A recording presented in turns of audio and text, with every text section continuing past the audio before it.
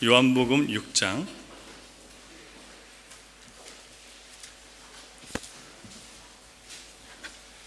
신약성경 요한복음 6장 26절부터 40절까지 말씀입니다.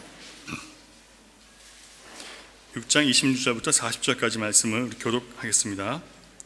예수께서 대답하여 이르시되 내가 진실로 진실로 너희에게 이르노니 너희가 나를 찾는 것은 표적을 본 까닭이 아니요 떡을 먹고 배부른 까닭이로다.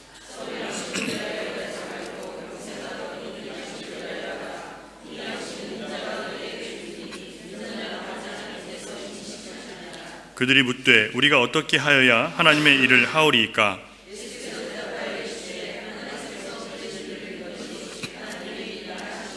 그들이 묻되 그러면 우리가 보고 당신을 믿도록 행하시는 표적이 무엇이니까 하시는 일이 무엇이니까?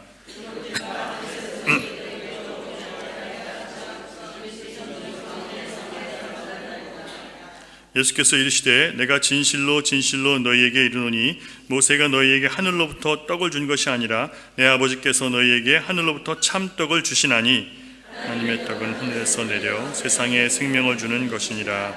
그들이 이르되 주여 이 떡을 항상 우리에게 주소서. 예수께서 이르시되 나는 생명의 떡이니 내게 오는 자는 결코 줄이지 아니할 터이요 나를 믿는 자는 영원히 목마르지 아니하리라. 그러나 내가 너희에게 이르기를 너희는 나를 보고도 믿지 아니하는도다 하였느니라. 아버지께서 내게 주시는 자는 다 내게로 올 것이요 내게 오는 자는 내가 결코 내쫓지 아니하리라. 내가 하늘에서 내려온 것은 내 뜻을 행하려 함이 아니요 나를 보내신 이의 뜻을 행하려 함이니라. 나를 보내신 이의 뜻은 내게 주신 자 중에 내가 하나도 잃어버리지 아니하고 마지막 날에 다시 살리는 이것이다.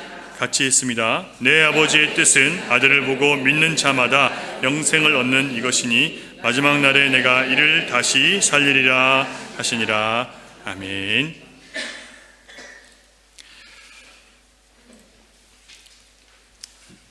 사람들은 주님이 나를 부르지 않으셨습니다. 주님이 나를 찾지 않고 나를 하나님의 자녀로 이렇게 소명을 하지 않으셨습니다라고 생각하시는 분들이 굉장히 많이 있습니다.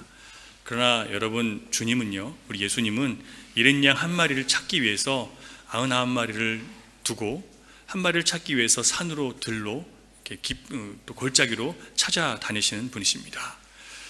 주님은 정말 모든 것을 동원해서 우리를 하나님께 돌이키기 위해서 우리를 부르시고 우리를 찾고 계십니다.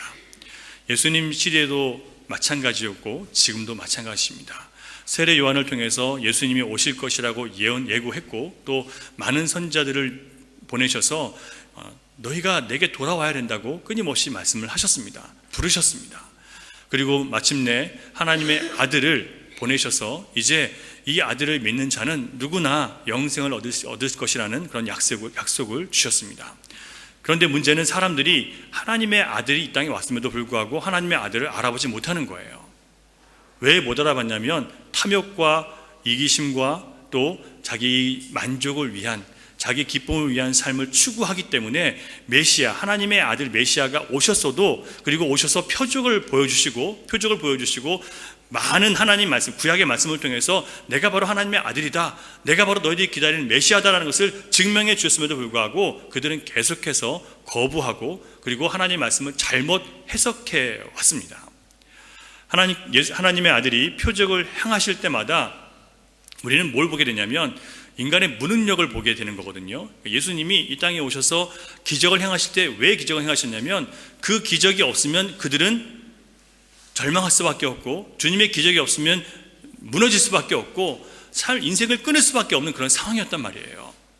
그래서 예수님은 우리에게 오셔서 표적을 보여주실 때마다 인간의 무능력한 한계를 보여주십니다. 그래서 예수님의 표적을 보고 사람들은 뭘 바라봤어야 되는 거예요? 아, 이분이 아니면 우리가 살 수 없구나라는 것을 해석하고 그렇게 받아들였어야 되는 거예요. 근데 사람들은 뭘 원했냐면 그분이 아닌 기적을 행하시는 그분을 바라보는 게 아니라 그분이 행한 표적, 그 기적의 능력이 나에게도 있었으면 좋겠다, 우리가 맨날 그런 기적을 보면서 살았으면 좋겠다, 거기로 모든 게 치우친 거예요. 그러니까 하나님이 이 땅에 오셔서 보여주시고자 하시는, 하나님의 아들이 이 땅에 오셔서 보여주시고자 하시는 것을 보는 게 아니라 내가 보고 싶은 것만 보는 거예요. 여러분, 예수님이 가나의 혼인잔치에서 물로 포도주를 만드신 놀라운 표적을 행하셨습니다. 그때 만약에 사람들이 예수님을 기적을 행하시는 분이구나 하는 것을 그렇게 보여주신 것이라고 생각하면 예수님을 잘못 보는 겁니다. 그래서 만약에 우리가 예수님 믿으면 없던 것도 나오고 처음에는 별로였는데 나중에 인생이 더 좋아지는구나, 예수 믿으면 앞으로가 더 즐겁고 풍요로운 삶을 살겠구나, 더 즐거운 삶을 살겠구나 라고 결론 내리기 시작하면 그것을 내가 예수를 믿는 이유로 삼으면 큰일 나는 거예요. 예수 믿으면 이렇게 내가 전에는 초라했다가 나중에 더 좋아지는구나, 현실적으로 더 좋아지는, 이렇게 바라보면 예수를 믿는 그 목적 자체가, 이유 자체가 엉뚱한 데로 가는 거예요. 여러분, 물로 포도주를 만드신 사건이 상징하는 것은요, 예수님께서 기적을 행하셔서 그 잔치의 위기를 구원해 주신 것보다 더 중요한 것이 있습니다. 뭐냐면 인간의 잔치는 끝난다는 얘기예요. 인간이 공급하고 제공할 수 있는 것은 한계가 있다는 겁니다. 우리 육신이 한계가 있는 것처럼, 살다가 생명이 끊어지는 것처럼 인간이 가지고 있는 모든 것은 끝날 때가 있다는 거예요. 주님은 그걸 보여주시는 거예요. 그래서 인간이 아무리 많은 것을 준비해놨다 할지라도 그 모든 잔치가, 인간의 준비한 잔치는 끝날 때가 오고, 그래서 누구든지 예수님을 바라보고 예수님을 의지하게 되면 그 믿음을 통해서 주님께서 그 잔치를 영원한 잔치로 이끌어 가신다라는 것을 보여주시는 것이 바로 이 사건이었단 말이에요. 근데 사람들은 뭘 보냐면, 우리가 주님을 믿으면 우리가 부족한 거 다 채워지는구나, 그냥 여기만 보는 거예요. 예수님을 믿어야 내가 사는구나, 나의 모든 결핍은 예수님 때문에 내가 공급할 수 있는 거구나, 이렇게 봐야 되는데 그렇게 안 본단 말이에요. 내가 보고 싶은 대로 보는 겁니다, 여러분. 가나의 혼인잔치에서 물이 포도주가 된 것이 놀랍고 신기해서 예수님을 따라다녀야 되는 것이 아니라, 하나님의 아들 예수 그리스도가 바로 우리가 그렇게 좋아하지만 반드시 끝나버릴 세상의 잔치를 영원한 천국 잔치로 바꾸시는 능력의 하나님이시기 때문에 우리는 그분을 믿고 의지하고 섬겨야 되는 거예요. 우리의 잔치는 끝나요, 여러분. 우리의 생명이 끝나는 것처럼. 우리의 생명이 끝날 때 누가 우리의 생명을 영원한 곳으로 인도하실 수 있습니까? 하나님이 인도하시는 거예요. 우리가 살면서도 우리의 자원이 끝날 때가 있어요. 우리의 육신이 좀 약해지잖아요. 전에 힘있게 움직이던 모든 것들이 점점 쇠퇴해지잖아요. 전에 멋있었던 것이 점점 이렇게 좀 쭈글쭈글해지잖아요. 결국 우리는 뭘 보는 거냐면, 우리는 한계가 있구나, 그래서 우리는 주님이 필요하구나라는 것을 보는 것이 바로 모든 것을 바르게 볼 수 있는 그런 영적인 안목이에요.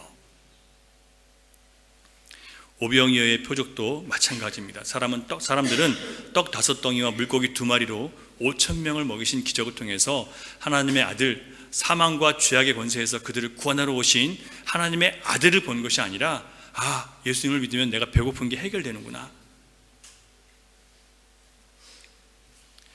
오늘날 많은 사람들이 신을 찾는 이유도 여기 있습니다. 그래서 요한복음 5장 40절을 보면 예수님은 자기를 따라온 자들을 향해서 책망하십니다. 뭐라고 했습니까? 그러나 너희가 영생을 얻기 위하여 내게 오기를 원하지 아니하는도다. 요한복음 5장 40절에서요. 영생을 얻기 위해서 주님께 나온 게 아니래요. 여러분, 예수님께 나간다는 것은 십자가 은혜가 아니고는 내 죄로부터 용서함 받을 길이 없기 때문에 내가 하나님의 은혜를 얻을 길이 없다는 것을 배우기 위해서 주님 앞에 나가는 겁니다. 그런데 우리가 주님을 찾는 이유는 너무나 이런 것과 거리가 먼 거예요. 본문을 보면 예수님이 배를 타고 가버나움으로 가셨을 때 수많은 사람들이 예수님을 찾아서 배 타고 쫓아왔습니다. 사람들은 분명히 예수님께서 배를 타시지 않고 제자들만 가는 걸 봤거든요. 그런데 갔더니 예수님이 거기 계시는 거예요. 어떻게 가셨죠? 예수님은요, 걸어서 가셨죠. 하나님의 아들이시기 때문에 자기를 찾는 제자들을 구원하시기 위해서 걸어서 가셨어요. 하나님의 기적을 행하셨습니다. 그런데 사람들은 모르는 거죠. 그래서 예수님이 언제 여기 오셨습니까? 라고 깜짝 놀랐어요. 그러면서 이렇게 물었습니다. 라비여, 언제 여기 오셨나이까? 이 질문은 정말 주님을 하나님의 아들로 인정하고 그 주님이, 이 예수님이 우리를 사망에서 건지실 하나님이 보내신 메시아로 보고 그렇게 말하는 것이 아니라, 우리에게 신기한 방법으로 먹을 것을 공급해 주신 그 예수님을 내 옆에 가까이 두고 싶은 그런 집착과 같은 거예요. 이분하고 옆에 있으면 내가 현실적으로도 유익이고 다 좋은 거야. 그러니까 이분 옆에 있으면 좋아. 그래서 쫓아다니는 거예요. 여러분, 예수님을 따라온 사람들은 영혼의 결핍과 죽음을 깨우시는 하나님의 아들이 필요해서 찾아온 게 아니라 현실적인 필요를 채우고 육신의 만족을 얻기 위해서 또 다른 기적을 보기 위해서 따라온 겁니다. 여러분, 그래서 기적을 통해서, 기적적인 체험을 통해서 예수를 믿는다고 하는 사람들은 계속해서 그 체험만 쫓아다녀요. 그게 없으면 믿지 못하는 겁니다. 제가 자주 말씀드리지만 주님께서 체험을 주시는 것은 그 다음부터 이제 하나님 말씀을 들으라고 체험을 주시는 거거든요. 그리고 그 말씀에 순종하라고 체험을 주시는데 체험만 가지고 주장하는 거예요. 계속. 그리고 또 다른 체험만 구하는 거예요. 그러면 여러분, 신비주의로 흘러가요. 주님의 말씀은 신비하고 신비한 능력이 있지만 우리가 신비한 것만 쫓아다니는 신비주의가 되면 그 사람의 영혼은 정말 비참해지는 거거든요. 근데 신비주의로 쫓아간단 말이에요. 예수님은 사람들이 건너편까지 따라온 그 의도를 이미 꿰뚫어 알고 계셨습니다. 그래서 26절을 보면요, 우리가 읽은 요한복음 6장 26절을 보시면 예수님 말씀하세요. 내가 진실로 진실로 너에게 이르노니 너희가 나를 찾는 것은 표적을 본 까닭이 아니요 떡을 먹고 배부른 까닭이로다. 여러분, 사람들이 예수님을 쫓아온 것은 정말 예수님을 섬기기 위해서 하나님의 아들이신 것을 보고 이 일을 행한 걸 보니까 하나님의 아들이 맞구나라고 해서 하나님 아들을 쫓아온 게 아니라 배부르니까 그분 쫓아가면 또 배가 부르는구나, 이걸 위해서 온 거예요. 그래서 예수님이 27절을 보면 어떻게 보면 조금 서운한 말씀을 하세요. 썩어질 양식을 위해서 일하지 말고 영생하도록 있는 양식을 위하여 하라. 아니, 서운하잖아요. 배 타고 거기까지 쫓아왔는데, 멀리 쫓아온 거거든요. 힘들게 쫓아왔는데 그렇게 쫓아온 거에 대해서 잘했다고 칭찬을 못 해줄 망정, 그들의 열정에 대해서 수고했다고 말하지 못할 망정 썩어질 양식을 위해서 그런 일 하지 말라는 거예요. 서운하죠.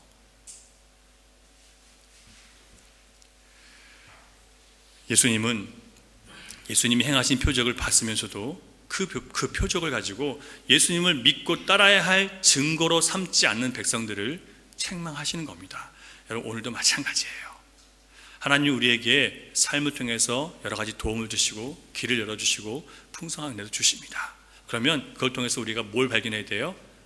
정말 우리 예수님을 믿는 게 맞는 거구나, 예수님을 믿고 따르고 순종해야 되는구나, 더 잘 순종하고 더 잘 들어야 되는구나 라고 그쪽으로 가서 믿음이 자라나야 되는데 뭘로 간 거예요? 예수님만 자주 쫓아다니면 내 배가 부르겠구나, 내 세상 사는 걱정 없겠구나. 그러니까 내 만족, 이 현실적인 만족을 추구하는 것을 다 쏟아버리는 거예요. 내 초점을요.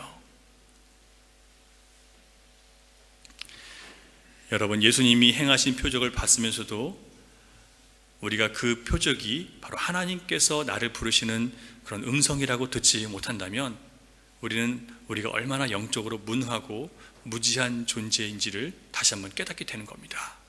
여러분, 주님께서 우리에게 이런 말씀을 주시는 것은요, 우리가 영적으로 무지하고 무능한 존재라는 것을 우리가 인정하라고 말씀하시는 거예요. 왜냐하면 제자들도 똑같았거든요. 예수님을 쫓아다니던 제자들도 너무 영적으로 무지했어요. 주님이 말씀하시는 것을 늘 현실적으로 바꿔버렸어요. 근데 주님은 그들을 끝까지 데리고 다니세요. 그리고 기다리세요. 우리의 무지함을 주님 아시고요, 그렇다는 거 알고 계세요. 그렇지만 때로는 책망도 하고 교훈도 하심으로 결국 하나님께서 주시는 영적인 것을 발견할 수 있도록 주님이 기다려주세요. 그래서 구원은 주님의 오래 참으심 때문에 우리가 구원을 받는다고 얘기하는 거예요. 내가 뭘 잘해서 구원받는 게 아니란 말이에요. 여러분, 우리 모두는 이 세상에서 행복하게 살기를 원하고 천국도 가고 싶습니다. 그렇죠? 저도 그렇거든요. 여러분 다 그러시잖아요. 그런데 우리가 해왔던 것이 고작 썩어질 육신의 요구를 만족시키기 위해서 살아왔다는 겁니다. 영이신 하나님의 말씀을 듣기 전까지 우리는 육신이 오히려 내 영혼이 하나님께 가까이 가지 못하도록 방해하는 그런 도구였다는 것을 우리는 몰랐어요. 우리의 영이 깨어나면 우리의 육이 우리가 하나님께 만나지 못하게 방해하는 존재라는 것을 깨닫게 돼요. 그래서 하나님 말씀으로 영으로 육을 계속 치는 거예요. 그래서 우리 육이 하고자 하는 것을 하나님의 영, 내 안에 계신 하나님의 영으로 못하도록 서로 싸우는 게 바로 신앙의 싸움이란 말이에요. 그런데 예수를 믿고도 계속 육을 쫓아가기 때문에 그 사람은 주님께서 주신 그 은혜의 비밀 안으로 못 들어가고 계속 겉도는 거예요. 그래서 이제 썩을 양식을 위해서 사는 것을 멈추고 영생하도록 있는 양식을 위해서 일하라 라고 주님이 말씀하셨습니다. 영생하도록 있는 양식은 누가 주시는 거예요? 예수님께서만 줄 수 있는 거예요. 자, 이 예수님은 27절을 보시면요, 썩을 양식을 위하여 일하지 말고 영생하도록 있는 양식을 위하여 하라. 이 양식은 누가 줍니까? 인자가 너에게 주리니. 인자는 사람의 아들이라는 뜻인데, 이 에스겔 선지자에서 하나님이 보내실 그 사람을 인자라고 얘기합니다. 왜냐하면 여자의 몸에서 태어나는 그 후손이 바로 구원을 이룰 후손이기 때문에 그렇게 표현하는 거예요. 그래서 인자라고 얘기하는데, 인자가 너에게 주리니 인자는 아버지 하나님께서 인치신 자니라 라고 했습니다. 여러분, 인쳤다는 게 뭔지 아시죠? 도장을 찍고 거기서 봉해버리는 거예요. 자, 그러면 이것은 누구만 펼 수 있어요?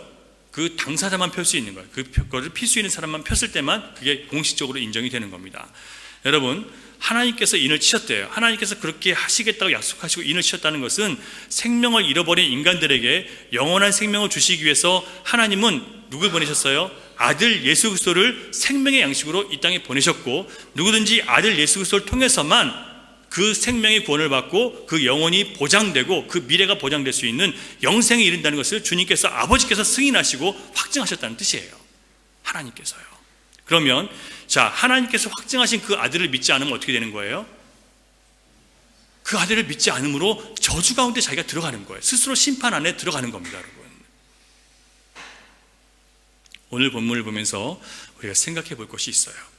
예수님의 기적을 통해서 5천여 명이 기적을 보았습니다. 그렇다면 여러분, 이 하나님의 은혜의 혜택, 기적을 본 것은 은혜의 혜택을 받은 건데, 이 은혜를 통해서 많이 먹고 배부르게 먹은 사람들이 다 구원을 받은 사람이라고 볼 수 있습니까? 여러분, 은혜를 받은 것과 또 하나님께 구원을 받은 것은 다릅니다. 어떤 은혜의 선물이나 기적적인 도우심이나 체험을 한 것이 그가 구원받았다는 것을 증명하는 것이 아니에요. 근데 많은 경우에 사람들이 그렇게 착각합니다.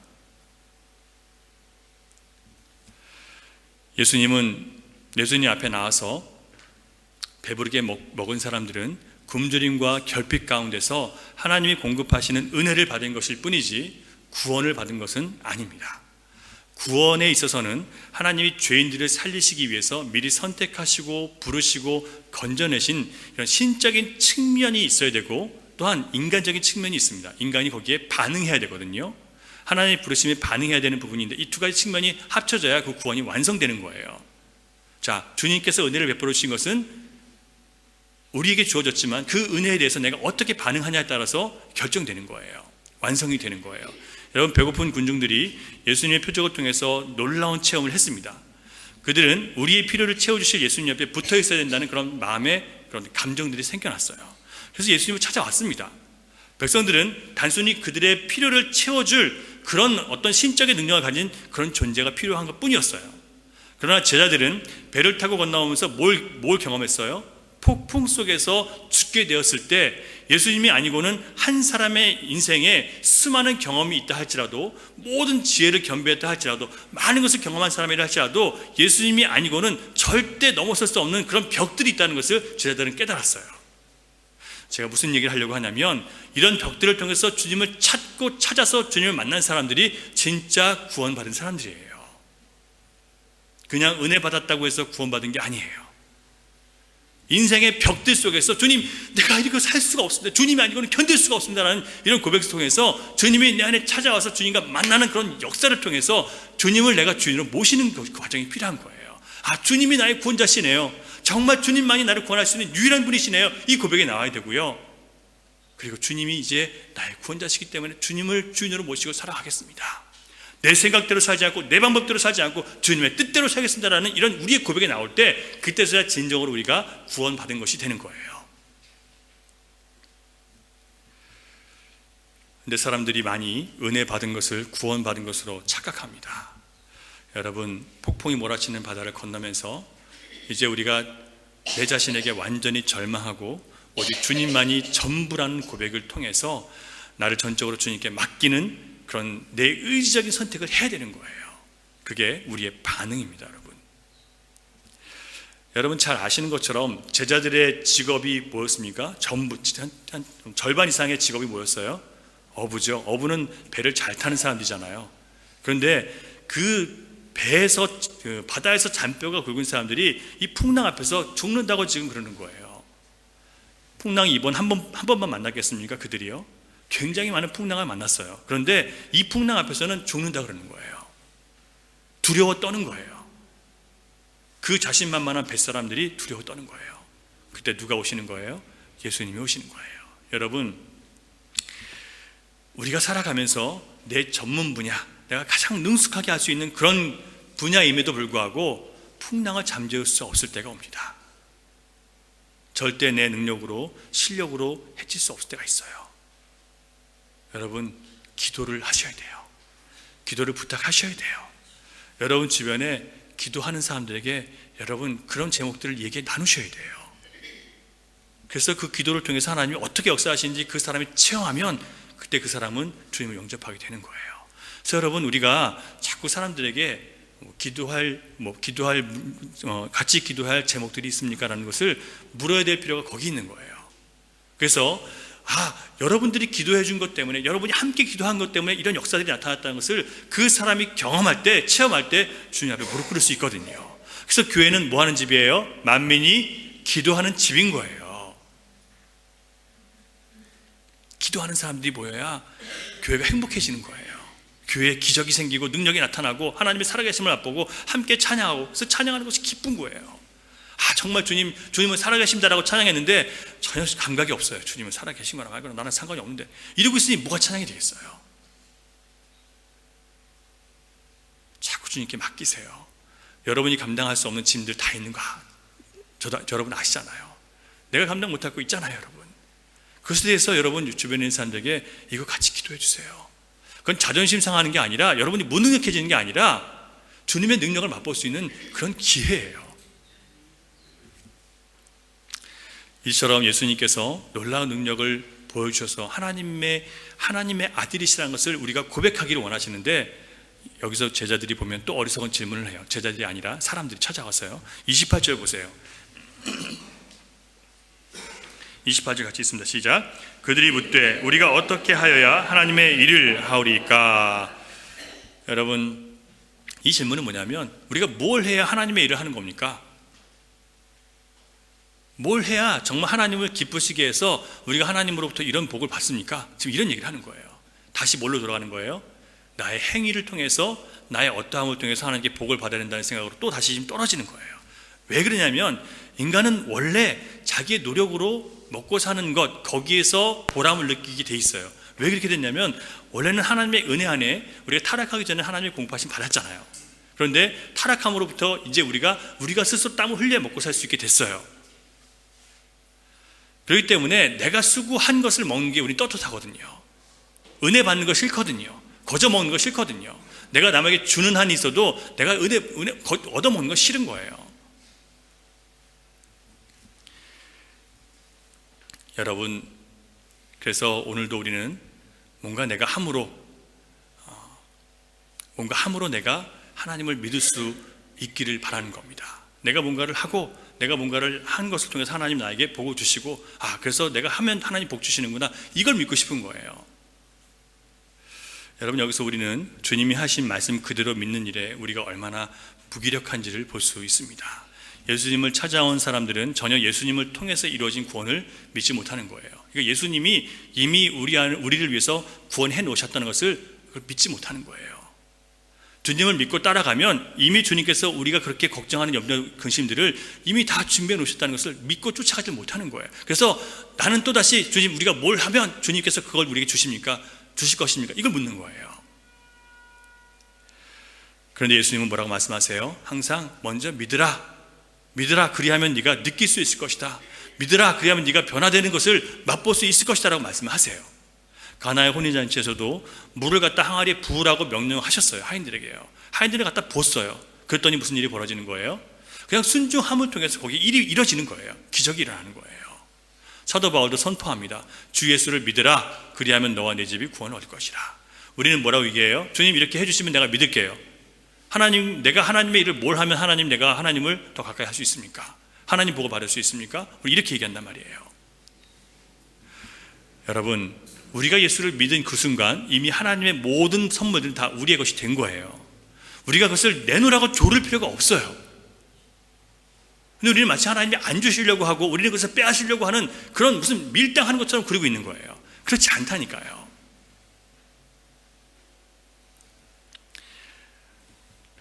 여러분, 인간은 이처럼 무엇을 하든지 내가 주도해서 어떤 행위를 하고 싶어 합니다. 그리고 그 행위를 통해서 내가 보상받을 자격이 있다고 생각하고 싶어요. 문제는 이런 사람들은 은혜로 사는 것이 아니라 내 수고와 노력의 대가로 마땅히 받아야 할 것들을 내가 기대하는 것이라고 생각합니다.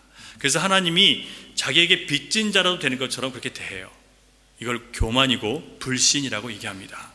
하지만 예수님을 만난 모든 인간들도 다 그랬습니다. 왜냐하면 죄인들은 누구나 선물을 얻기 위해서 내가 뭔가를 해야 된다고 생각하게 되어 있어요. 이것이 타락한 인간들의 오랜 습성이기 때문에 주님은 그런 생각을 나무라시는 게 아니라 오히려 불쌍히 여기시고 교정해 주시기를 원하십니다. 고쳐주시는 거예요. 자, 29절 같이 보겠습니다. 같이 읽을게요. 시작. 예수께서 대답하여 이르시되 하나님께서 보내신 이를 믿는 것이 하나님의 일이니라. 먼저 믿으라고 하시잖아요. 믿으라고. 하나님의 보내신 자를 믿는 것은 무슨 의미인지 우리가 한번 생각해 봐야 됩니다. 하나님께서 보내신 그리스도를 믿는 것은 하나님이 보내신 자를 통해서 우리에게 살 길을 찾고 답을 찾고 즐거움을 찾을 수 있다는 얘기를 하시는 거예요. 다시 말씀드리면 예수님을 통해서 우리는 모든 해결을 볼 수 있다는 거예요. 만약 우리가 하나님께서 우리를 구원하시고 영생을 얻게 하시기 위해서 보내시고 인을 치신 예수 그리스도를 믿지 않는다면 이게 영적으로 큰 교만이고 죄란 말이에요.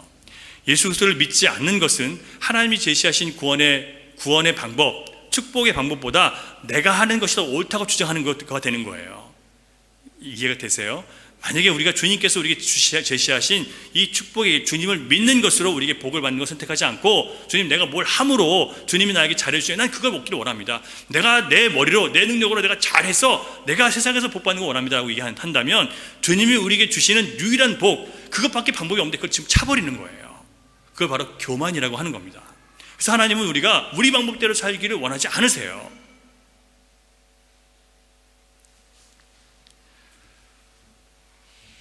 여러분, 예수님의 제자들 중에서 가룟 유다는 끝까지 예수님을 자기의 주요 그리스도로 고백하지 않았습니다.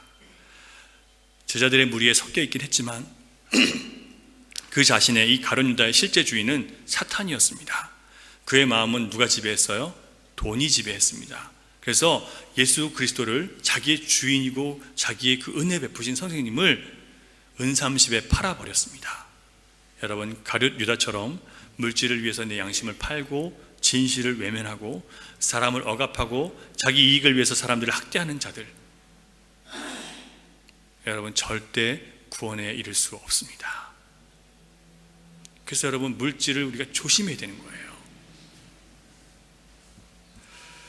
하나님의 뜻은 우리가 하나님께서 보내신 이를 믿는 것입니다.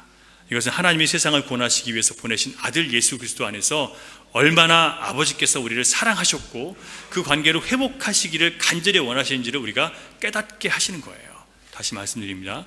우리가 하나님께서 보내신 이 바로 예수 그리스도를 믿는 것, 그걸 주님께서 우리에게 가장 큰 삶의 목표로 주셨단 말이에요.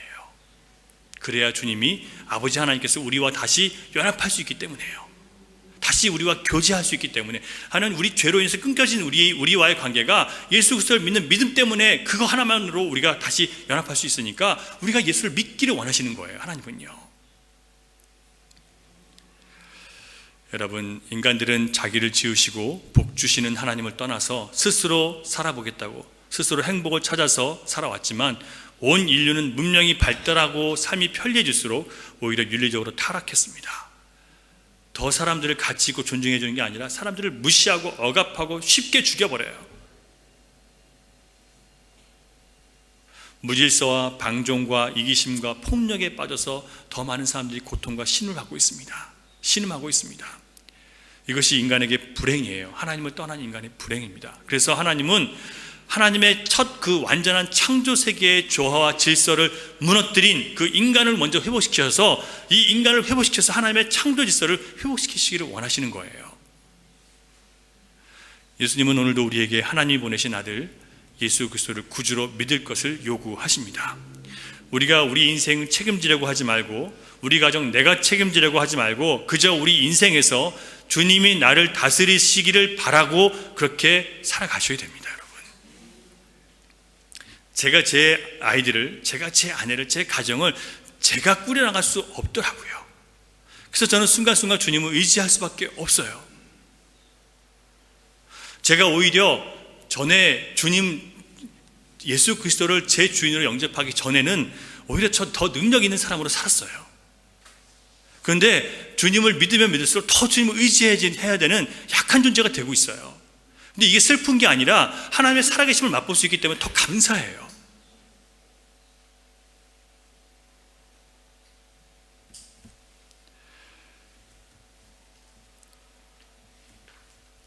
그런데 사람들은 또다시 예수님께 묻습니다. 하나님이 당신을 보냈다고 하는데 우리가 뭘 보고 당신을 믿을 수 있습니까? 하나님이 보내신 사람이라고 당신을 뭘 보고 믿을 수 있습니까? 그러면서 뭐라고 얘기냐면, 우리 조상들은 하늘에서 내려오는 만나를 먹었는데 당신은 우리에게 뭘 줬습니까? 5,000명 기적 보여줬잖아요. 그런데 그 사람들은 그거 말고, 모세는 40년 동안 광야에서 만나를 먹였는데 당신은 한 번밖에 아니지 않습니까? 지금 이런 얘기 하는 거예요.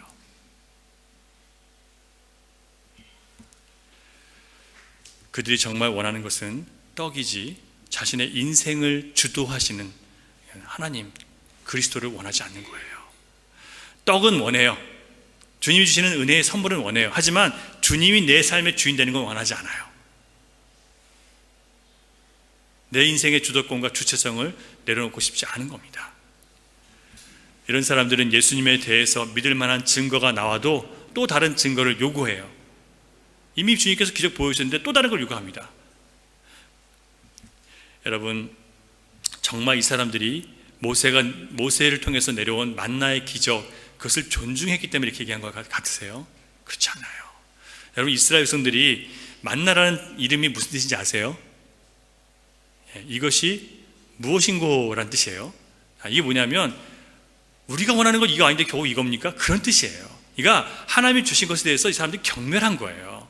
우리가 원하는 것은 고기요, 또 맛있는 빵이요, 애굽에서 먹었던 그 수많은 음식들인데 겨우 이게 뭡니까? 그런 뜻이었어요, 만나가요. 그런데 이 사람들은 지금 만나는 40년 동안 내렸는데 그들이 자기 조상들이 경멸했던 그 음식이거든요.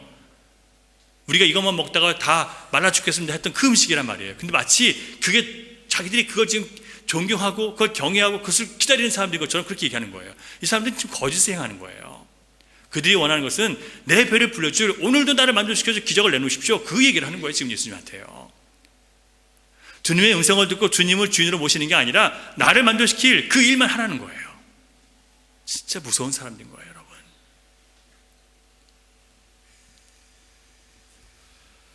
지금도 인간은 여전히 하나님께서 인간에게 주시고자 하신 하늘 양식에 대해서는 겨우 이겁니까? 이건 내가 원하는 거 아닌데요. 예수 그리스도를 얘기하면 아니 그거 말고요, 내가 원하는 거 그거 아닌 거 아시잖아요. 건강이요, 건강, 물질이요, 장수요, 내 자식 잘 되는 거 아시잖아요. 왜 자꾸 엉뚱한 거 주세요?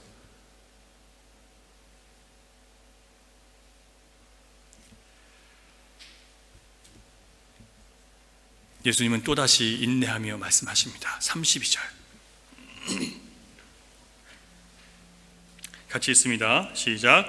예수께서 이르시되 내가 진실로 진실로 너희에게 이르노니 모세가 너희에게 하늘로부터 떡을 준 것이 아니라 내 아버지께서 너희에게 하늘로부터 참떡을 주시나니 33절 하나님의 떡은 하늘에서 내려 세상에 생명을 주는 것이니라.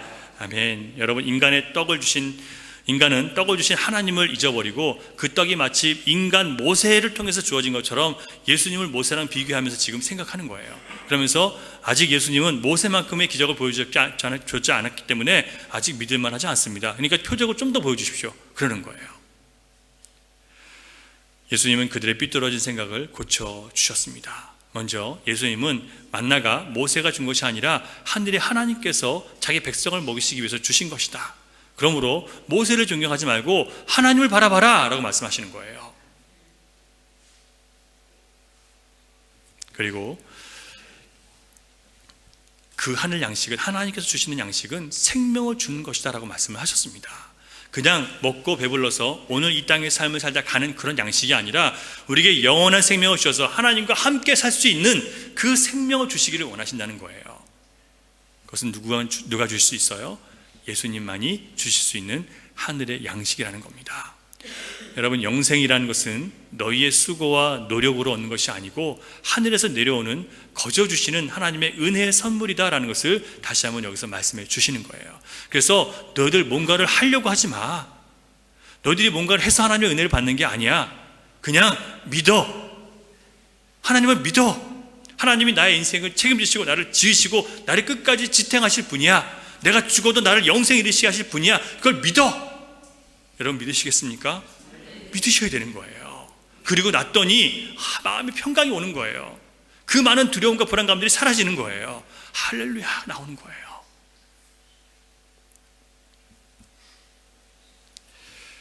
35절을 주목하시기 바랍니다. 35절 같이 읽습니다. 시작.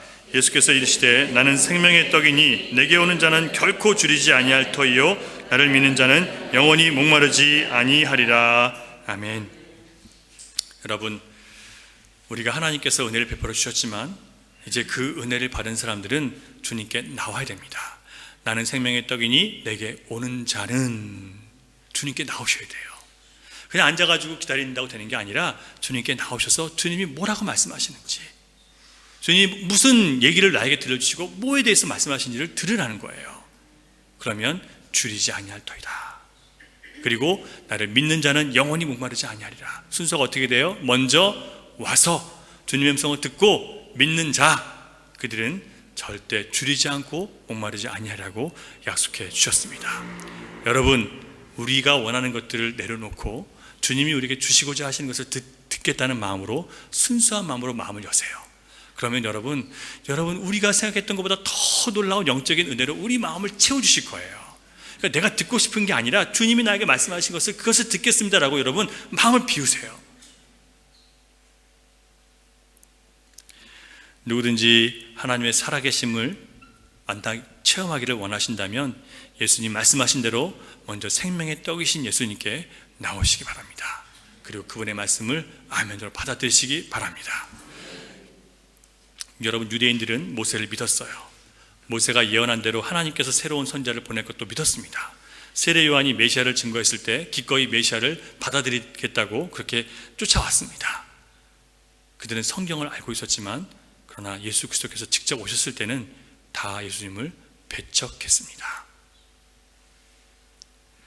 비록 그들은 하나님을 무시하거나 막 살지는 않았어요. 하지만 구원에 이르는 믿음을 갖지는 못했습니다. 여기서 우리는 또 절망하게 되는 거예요. 왜냐하면 우리도 유대인들처럼 예수님을 보고도 그분만이 유일한 하나님의 선물인 줄을 알아보지 못하고 자꾸 다른 것을 구하고 있잖아요. 또한 하나님의 아들이 보여주신 모든 표적을 보고도 항상 하나님의 뜻을 우리도 제대로 이해하지 못했습니다. 그렇다면 도대체 구원은 누가 얻냐 말이에요. 누가 구원 얻냐 말이에요. 여러분, 그래도 구원 얻을 자는 있습니다. 구원은 말 그대로 내가 뭘 해서 얻는 게 아니라 구원은 우리에게 주어지는 거예요. 얻는 거예요. 37절에 그 답이 있습니다. 37절 시작. 아버지께서 내게 주시는 자는 다 내게로 올 것이요 내게 오는 자는 내가 결코 내쫓지 아니하리라. 아버지께서 예수님께 찾아오는 모든 자는 다 구원하시겠다는 거예요. 여러분, 오늘 우리 누굴 찾으러 왔습니까? 예수님 만나고 예수님을 듣기 위해서 왔잖아요. 예수님을 구하고 찾는 자들은 하나님이 결코 버리시지 않는데요. 반드시 책임지신대요. 여러분을 들은 말씀 아멘 하시고 내 인생에 이제 예수님 없이는 살 수 없습니다라고 고백하는 여러분, 결코 주님이 여러분 버리시지 않아요. 결코 여러분 주님이 잃어버리지 않으실 거예요. 끝까지 책임지실 거예요. 여러분 영원히 주님 나라 가는 그날까지 붙잡으시고 영원한 저 나라에서 맞아주실 거예요. 그래서 우리는 예수님을 절대적으로 믿어야 되는 거예요. 예수께서 이 땅에 오신 것은 오직 아버지 하나님의 뜻을 행하기 위해서라고 했습니다. 그 아버지 하나님의 뜻 40절 다 함께 읽습니다. 시작. 내 아버지의 뜻은 아들을 보고 믿는 자마다 영생을 얻는 이것이니 마지막 날에 내가 이를 다시 살리리라 하시리라. 아버지의 뜻은요, 우리가 아들을 보고 예수님 만나고 그를 믿고 영생을 얻는 거예요. 하나님은 우리가 영생을 얻어서 하나님 나라에서 하나님과 영원히 함께 사는 그 행복, 그것을 누리기를 원하세요. 그 방법이 뭐라고요? 아들을 보고 믿는 거예요. 여러분, 여러분의 남은 인생 주님이 아니고는 내 마지막까지 책임질 분이 없다는 것 여러분 믿으십니까? 내 영혼을 주님이 아니고는 아무도 돌볼 수 없다는 걸 믿으십니까? 이 믿음 갖고 주님을 더욱더 신뢰하세요. 더욱더 여러분 마지막 남은 인생을 주님께 맡기세요. 더욱더 주님을 기쁘시게 하는 일이 무엇인지 생각하고 그 일을 한번 해보세요. 39절은 나를 보내신 이의 뜻은 하나님, 예수님께서 말씀하시는 하나님의 뜻이에요. 내게 주신 자 중에 내가 하나도 잃어버리지 아니하고 마지막 날에 다시 살리는 이것이니라. 여러분, 예수 그리스도께 나온 사람들은 주님께서 가르치시고 먹이시고 입히셔서 마침내 마지막 날에 주님께서 다시 살리실 것입니다. 하나님 영광스러운 그 나라에 들어갈 수 있도록 주님께서 세우실 것입니다. 거룩한 옷으로 입혀주실 것입니다. 이 약속을 주님께서 오늘 우리에게 주셨어요. 사랑하는 여러분, 그동안 여러분 행복한 미래를 위해서 더 고귀한 인생 그런 것을 누리기 위해서 여러분 무엇을 하고 사셨습니까? 이제 기억하시기 바랍니다. 우리가 오늘도 해야 될 것은 나를 결코 쫓아내지 않으시고 절대 잃어버리지 않으시는 예수님께 더 가까이 나아가서 그분을 신뢰하고 믿는 것입니다. 우리가 해야 할 것은 예수 그리스도께서 하나님이 생명을 주시기 위해서 보내신 아들, 그분이신 것을 믿고 더 주님을 내 주인으로 모시기 위해서 가까이 붙잡는 겁니다. 우리가 해야 할 것은 나를 위해서 모든 것을 이미 다 성취하신 예수 그리스도의 은혜를 믿고 그 믿음 안에서 온갖 현실의 삶에서 찾아오는 시험들을 당당하게 마주치고 이겨내는 것입니다. 그러기 위해서 신자는 예수님이 하나님의 아들이심을 보고 믿어야 할 것입니다. 오늘 우리가 하나님의 아들을 볼 수는 없습니다. 그러나 예수 그리스도께서 하나님의 아들이시고 구원이시고 다시 오셔서 세상을 심판하실 것이라는 것을 우리는 뭘 통해서 볼 수 있어요? 성경을 통해서 볼 수 있습니다. 성경이 하나님 말씀이잖아요. 성경을 통해서 우리가 봤어요. 이제 우리가 본 것을 믿읍시다, 여러분. 많은 사람들이 자기가 하나님의 일을 하고 있다고 믿고 살아갑니다. 그러나 여러분, 단순히 봉사하는 것과 하나님의 일은 완전히 다르다는 것을 여러분 구분하셔야 됩니다. 정말 하나님의 일은요, 한 가지예요. 그것은 우리가 하나님이 보내신 이곳 예수 그리스도를 믿는 것이에요. 우리가 예수 그리스도가 나의 길이요 진리요 생명이심을 믿는 믿음 안에서 그 말씀을 따라서 세상의 가치와 맞서고요, 세상의 흐름을 역행해 가는 거예요. 세상 사람들은 다 이렇게 가지만 나는 하나님 말씀 때문에 거꾸로 가는 거예요. 그리고 그것을 믿고 끝까지 견디는 겁니다. 이게 하나님의 일을 하는 거예요. 교회 와서 여러분 봉사하는 것도 하나님의 일이라고 우리는 생각하지만 그냥 봉사예요. 여러분, 다른 성도들을 섬기기 위한 봉사지 엄밀한 의미에서 하나님의 일을 하는 건 아니에요. 하나님의 진정한 의미, 하나님의 일은요, 내가 하나님 말씀을 붙들고 내 삶 속에서 그 가치를 붙들고 내가 세상을 이겨나가는 거예요.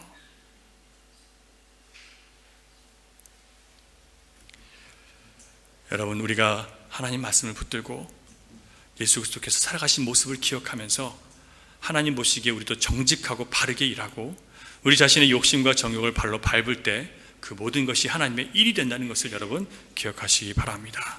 이런 성도들이 두세 사람만 있어도 교회는 반드시 하나님의 영광을 회복할 수 있습니다. 여러분, 이 초대교회 얘기 한 가지 해드리고 말씀 마치겠습니다. 여러분, 초대교회가요 그렇게 학대받고 고난받고 핍박받았는데 어떻게 로마 제국 전체에 퍼져나갈 수 있었는지 여러분 아십니까? 그들은 심지어 전도도 안 했어요.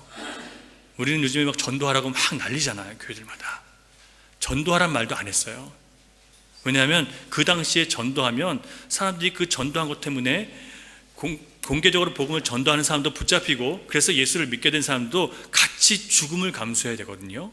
그러니까 사람들을 죽이지 않기 위해서 직접 복음을 전하지 않았어요. 그리고 사람들도 예수를 믿고 떳떳하게 주님 앞에 나오지도 못했어요. 두려웠어요.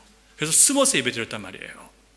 그런데도 어떻게 로마 전체가 복음으로 물들여진 줄 아세요?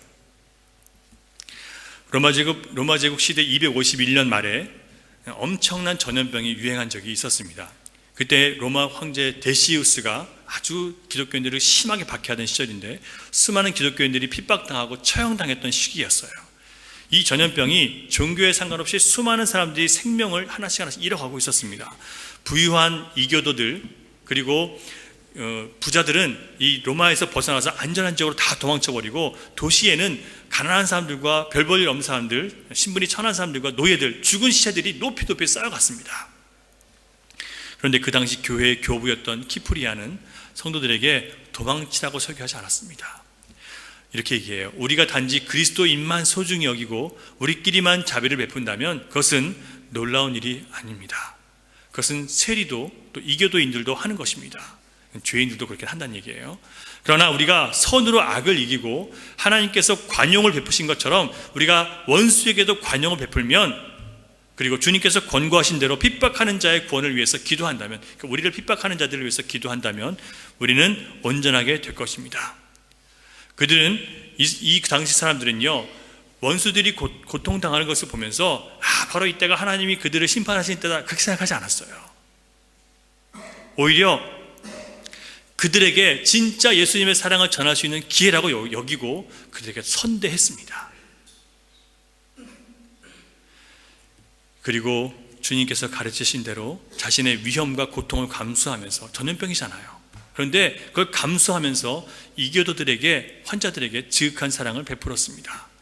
그들은 죽음에 대한 두려움이 없이 사랑을 실천했습니다. 그래서 그 당시의 기독교인들에게 파라볼라노이라는 이름이 붙여졌습니다. 이건 이교도인들이 그렇게 부른 거예요. 무슨 뜻이냐면 고난을 무릅쓰는 자들, 죽음을 무릅쓰는 자들. 기독교인들은 예수님이 그렇게 하셨던 것처럼 죽음과 고난을 무릅쓰고 세상을 살리기 위해서, 주님의 사랑을 전하기 위해서 그렇게 살아간 사람들입니다. 여러분, 그들 때문에 이방인들과 수많은 불신자들이 기꺼이 예수 믿기를 자청하게 되고 결국 로마의 기독교가 공식화될 수 있게 되었습니다. 여러분, 우리는 내가 믿고 싶은 예수를 믿어서는 안 됩니다. 진짜 성경에 기록된 예수 그리스도를 믿어야 됩니다. 그렇게 믿기 시작하면 반드시 우리는 영생에 이를 것이고, 우리를 통해서 또 한 생명이 그들을 묶고 있는 모든 죄의 사슬과 어둠의 권세로부터 자유케 돼서 하나님 나라에 기쁘게 올려지는 그런 상급으로 우리에게 주어질 것입니다.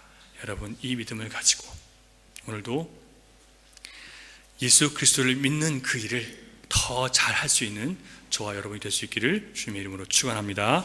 아멘. 기도하겠습니다. 하나님 감사합니다. 좋으신 아버지 하나님께서 저희들을 하나님의 백성으로 불러주시고, 오늘도 아버지 하나님의 은혜로, 그 은혜를 믿는 믿음으로 저희들을 불러주시니 감사드립니다. 하나님, 예수 그리스도를 믿는 일이 우리에게 가장 중요한데, 우리는 뭔가 내가 함으로 주님, 내가 하나님께 무엇을 받아내려고 했던 그런 생각들을 갖고 살아왔습니다. 하나님, 이미 하나님은 예수 그리스도 안에서 우리에게 모든 것을 다 주셨는데 갖지 못한 사람처럼 구걸하지 않게 하시고, 주님께서 내 안에 이루시고자 하시는 그 일을 기꺼이 감당할 수 있는 저희들이 될 수 있도록 이 시간 우리 마음을 주장해 주시옵소서. 그 길을 걸어감으로 인해서 열린 우리 교회가 생명이 넘치는 교회로, 기쁨이 넘치는 교회로, 이웃을 살리는 교회로, 이 땅 가운데 고통당하는 자들을 위해서 함께 울어주고 그들을 살리는 데 쓰임받는 그런 거룩한 교회로 세워질 수 있도록 주님 붙들어 주시옵소서. 믿사오니 예수님 이름으로 기도하옵나이다. 아멘. 310장 찬양합니다. 찬송가 310장입니다.